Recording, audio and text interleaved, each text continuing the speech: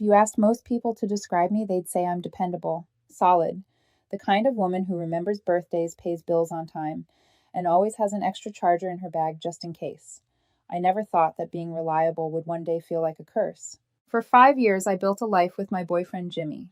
While he was chasing the glare of ring lights and the applause of strangers online, I was the one quietly stitching together the fabric of our future. I was the woman with spreadsheets and a savings account, the one who handled rent while he experimented with photo shoots and brand collaborations. I never minded. To me, that was love balance. I didn't need to shine if it meant he could. He was the energy, the charisma, the spark in every room, and I was content being the anchor in the background. Or maybe I was just naive. That Saturday morning is etched into my memory with a cruel clarity. I was in the kitchen, waiting for the kettle to boil, scrolling through Instagram like I always did. My thumb froze on a post that lit up my feed. At first, I thought it was just another silly meme, but then I recognized the photos. On the left, me. A candid shot Jimmy must have taken while I was crouched on the floor, fixing a loose cabinet hinge. My hair tied back, no makeup, an old t shirt that had paint stains on it. Across the image, in bold black font, my girlfriend Grace, 210. My chest tightened as I read the caption beneath. She's reliable, sure, but too practical. Always planning for the future when I want to live in the moment. The kettle whistled, but the sound felt miles away. My thumb swiped to the next slide. On the right was another woman, Maya, a glossy filtered selfie with her lips pursed, her jawline sculpted by perfect lighting. The caption, the woman I'm with now, Maya, 1010. She gets the vibe, the hustle, the art of living on the edge. My breath caught. My heart didn't break in a slow, aching way. It shattered instantly like glass against concrete. It wasn't a breakup text. It wasn't a private conversation. It was a public declaration, a digital guillotine. Jimmy hadn't just left me. He had turned me into a joke. For all his followers, for strangers, for the world. My hands trembled so hard I almost dropped the phone.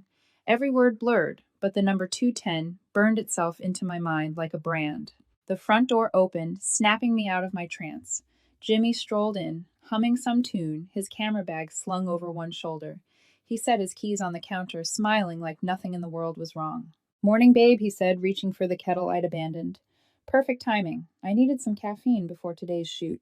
I just stared at him, my arms folded across my chest, the phone lying face up on the counter between us. He finally noticed my silence. His smile faltered. His eyes flicked to the glowing screen, and in that split second, I saw the recognition flash in his gaze. He knew I'd seen it. The post, I said? My voice didn't even sound like my own, the one you just made. Jimmy's lips curved into something between a smirk and a shrug. Oh, that relax.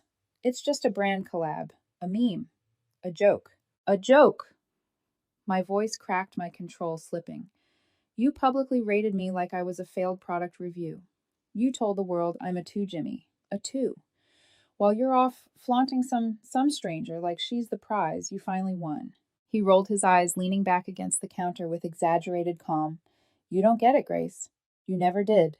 You're always wrapped up in plans and budgets and playing safe. Maya understands the hustle. She gets the lifestyle. You're just too stable, too boring. His words hit harder than any physical blow could have. 5 years of loyalty erased with a careless shrug. I felt something inside me shift. Not anger, not even heartbreak, just a cold, startling clarity. So that's it, I whispered. 5 years and I was just boring. He met my eyes without hesitation, as if the verdict had already been written. We're on different levels, Grace. Different trajectories. I need someone who fits that. And you're not it. Not anymore. The room was silent, except for the hum of the refrigerator. My throat ached, my eyes burned, but no tears came. I looked at him, really looked, and realized the man in front of me was no longer someone I loved.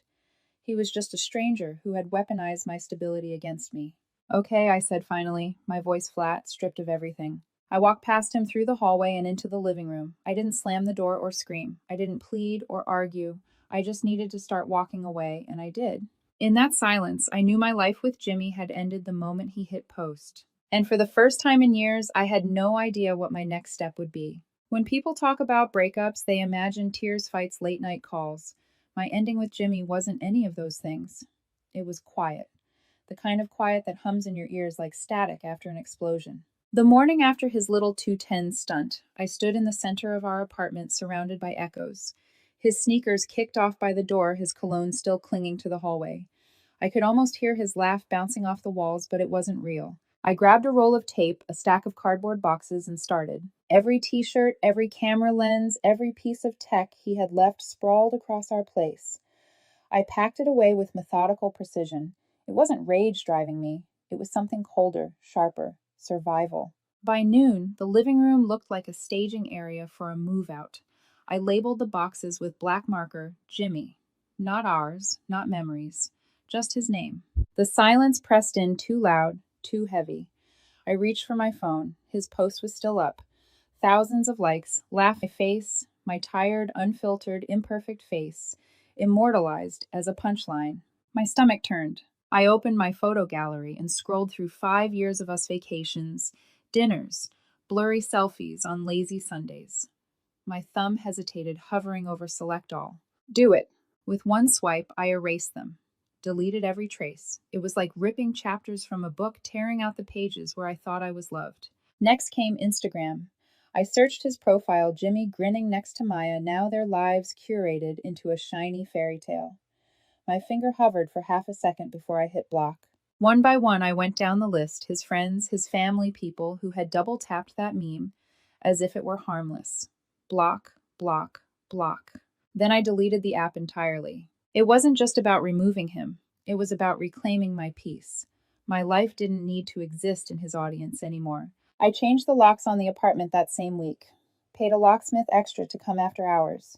When the new keys clicked into place, I exhaled for the first time in days. The loneliness was brutal at first. Nights stretched long and silent. The bed felt like an empty canyon.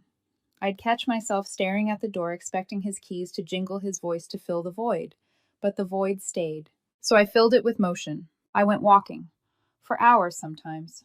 Past shops I'd never entered, down alleys, painted with murals I'd never noticed. I slipped into coffee shops and sat with nothing but the bitter warmth of a latte and the sound of strangers' conversations. At the gym, I pushed myself until my muscles screamed. The sweat felt like something holy, like I was burning off the humiliation layer by layer. I told no one. I ignored calls from mutual friends. I didn't want pity, didn't want explanations. I wanted silence.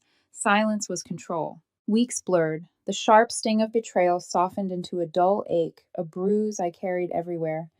Jimmy's voice stopped haunting the apartment. His shadow grew thinner in my memory. But there was one thing I couldn't shake. 210. 2 out of 10. It was a meme, a stupid caption on a screen, but it echoed in my skull at night.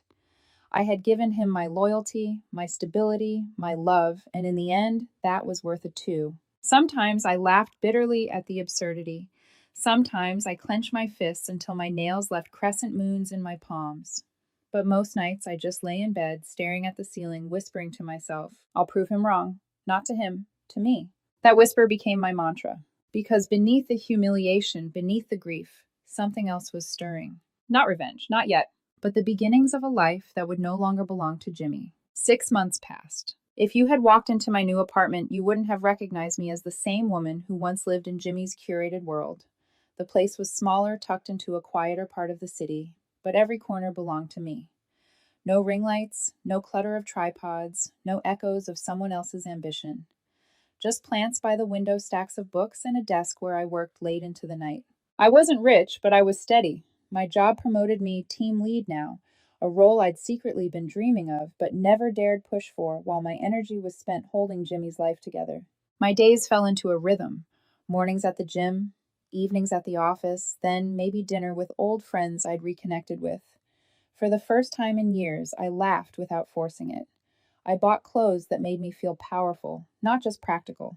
It wasn't a glow-up montage, it was messy. Some nights, I still sat on the edge of my bed, fighting back the echo of 210. But the difference was, I no longer believed it. The irony is, I didn't even have to look for news about Jimmy. It found me. One evening, while I was stirring pasta on the stove, my phone buzzed. A text from Thomas, an old mutual friend. Heard Jimmy's in a rough spot. I stared at the screen, the steam from the pot fogging my glasses. My heartbeat didn't even change. Oh, I typed back. That girl he left you for Maya, total scammer. She drained his savings, maxed his cards, then vanished when her brand got exposed. I set the phone down on the counter and just stood there, spoon in hand, listening to the slow bubble of boiling water. There was no thrill, no victory rush, just a hollow confirmation of something I had already known.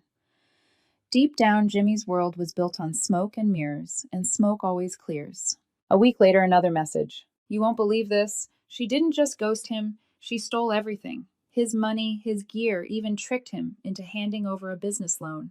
The guy's broke, totally wiped out. This time my chest tightened, not with pity, but with the sharp sting of memory.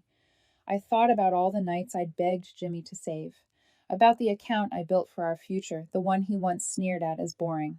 Maya had taken him for every cent. The 1010 vibe left him with nothing but debt and humiliation. I leaned back against the counter, the phone heavy in my hand. My pasta boiled over, hissing against the burner, but I didn't move. For years, Jimmy had treated me like an anchor weighing him down. Now he was adrift, swallowed whole by the very chaos he once glorified. And me, I was still here, solid, whole. I thought I would feel vindicated. I thought I'd laugh. Instead, I just felt done. The story had written its ending without me needing to lift a finger. Later that night, I sat on my balcony, the city glowing beneath me. A cool breeze lifted strands of my hair as I whispered to myself, he was never a 10, and I was never a 2. That quiet certainty settled into my bones. But deep down, I knew it wasn't over. Because people like Jimmy, they don't vanish when their world collapses. They look for lifeboats. And I had been his lifeboat once, foreshadowing he would come looking for me again. It started with a text. The number wasn't saved in my phone, but the message was unmistakable. Hey, Grace, it's me. I know you probably hate me. I deserve that. But I'm going through a lot right now, and I thought maybe you'd understand. I miss our talks. I stared at the screen. The woman I used to be, the one who once built her life around Jimmy's chaos, might have answered, might have offered comfort, but that woman was gone. I deleted the message without replying, blocked the number. Silence. For a week, I thought maybe that was it, that Jimmy would move on, find someone else to lean on. But then the calls started not from him, but from others. One evening, my phone lit up with a name I hadn't seen in months, Sarah, one of our old mutual friends. Against my better judgment, I picked up. Grace, she said quickly, skipping hello. Please don't hang up. This is about Jimmy. My jaw tightened. I don't want to hear about Jimmy. He's a mess, Sarah pressed. Maya took everything. His savings, his credit, even the money he borrowed for that so-called studio. He's broke. He has nowhere to go. You know him, Grace. He's not built for this. He needs you. The laugh that slipped out of me wasn't cruel. It was disbelieving. Needs me, Sarah. He made me the punchline of a meme. He told the world I was a 2 out of 10. And now suddenly I'm supposed to be his savior. You don't understand, Sarah pleaded. He regrets it. He knows he screwed up. He says you're the only one who was ever real with him. The only one who... Stop! My voice cut sharper than I expected. Sarah, what happened between Jimmy and me ended months ago. His problems are not mine to solve. There was a pause, then a sigh, heavy with disappointment. I just thought, you're a good person. Maybe you'd forgive him. Being a good person doesn't mean being a doormat, I said softly. Then I ended the call. The silence in my apartment returned, wrapping around me like a shield. But Jimmy wasn't done. The next attempt came through LinkedIn. Of all places, a connection request from his profile, followed by a rambling message about how much he missed me, how lost he felt, how he just wanted to talk. I stared at the words glowing on my laptop screen. They read like they were written by someone drowning, desperate for a hand to pull him up. But all I felt was detachment, like I was watching a stranger. I clicked ignore, marked his message as spam. The old Grace would have broken then. She would have let pity masquerade as love. But now I understood something I hadn't before. Jimmy didn't want me. He wanted the version of me that kept him afloat. And I wasn't that version anymore. Still, I couldn't shake the gnawing certainty. If he was willing to reach me through LinkedIn, there would be more. Desperation never stops at polite requests. And part of me wondered how far would he go before he showed up at my door. It was a Saturday afternoon. Sunlight slanted through the blinds, painting golden stripes across my floor. I was folding laundry, the kind of ordinary task that had become my comfort. Then came the knock. 3 slow raps on the door. I wasn't expecting anyone. My chest tightened as I approached, peering through the peephole. And there he was. Jimmy, but not the polished, preening man who once filled my feed with curated grins and flashy captions. This Jimmy looked small. his hair unkempt, eyes sunken with sleeplessness. In his hands, a cardboard box, sagging at the corners, taped haphazardly. For a moment, I froze. My pulse thundered in my ears. Every instinct screamed to stay silent, to let him stand there until he gave up. But some part of me wanted to see to face what I had already buried. I unlocked the chain and cracked the door just enough. Grace. He breathed, his voice low, frayed. Thank God. You're here. I didn't answer. My eyes dropped to the box he held, and my stomach twisted. Inside were pieces of a life I had already erased, an old scarf I'd left in his car, a mug we bought on vacation, scraps of our past. He lifted it slightly, as if it were an offering. I brought some of your things back. I thought, maybe we could talk. I kept the door half closed, the frame between us like a shield. Talk about what, Jimmy? About how you humiliated me online, or how you called me boring and disposable. His face crumpled, shame and desperation flickering across it. I was stupid. God, Grace. I was so stupid. Maya, she wasn't what I thought. She used me. Took everything. I'm ruined. I don't even know who I am anymore. I let the words hang in the air. His downfall wasn't surprising. It was inevitable. He stepped closer, lowering his voice, trying to coax me. You always knew how to handle life. Finances, plans, everything. You were the smart one. The stable one. I need that, Grace. I need you. Just help me figure things out. A bitter laugh escaped me before I could stop it. Help you, Jimmy. You rated me a 2 out of 10. A 2. Do you remember that you made me the butt of a joke for strangers to applaud? His shoulders slumped, and he whispered, I didn't mean it like that. It was just... Don't I cut him off. My voice was calm, sharper than it had ever been. Don't rewrite history. You meant every word.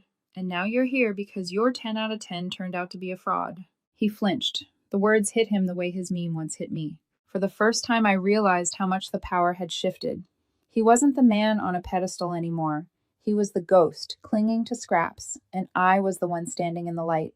I straightened, meeting his eyes without hesitation. You know what I learned, Jimmy? I'm not a 2. I was never a 2. I built myself back up, piece by piece, without you, and now I'm a 10 on my own. You're just a reminder of everything I've outgrown. His lips parted, but no words came out, only silence. I pressed the door shut, slow and deliberate, until the latch clicked into place. The sound echoed like the final period at the end of a long, painful sentence. I didn't look back through the peephole. I didn't need to. The past was on the other side of that door, and I was done letting it in. When the door clicked shut, I leaned against it for a moment, listening. Nothing. No pleading, no footsteps shuffling away, no angry knock, just silence. I slid the chain back into place and stood there, my palms pressed to the cool wood. For the first time in years, the silence didn't feel heavy. It felt like peace. I walked back into my apartment. Sunlight spilled across the couch, glinting off the edges of the coffee table. The air smelled faintly of lavender from the candle I'd lit earlier. Everything here was mine, chosen, built, nurtured by me. No borrowed chaos, no hidden ridicule, just me. I thought back to the woman I had been 6 months ago, trembling in the kitchen, staring at a phone screen that told the world I was worth a 210. That woman had curled in on herself, drowning in shame. But the woman standing here now, she wasn't ashamed. She wasn't broken. She had walked through fire and rebuilt herself from the ashes. I sat down on the couch, pulled my knees up, and let out a breath I didn't know I'd been holding. What Jimmy never understood, what Maya never cared to see, was that stability is not boring. Reliability is not weakness. To show up day after day with love and consistency, that is strength. That is the foundation of every lasting thing.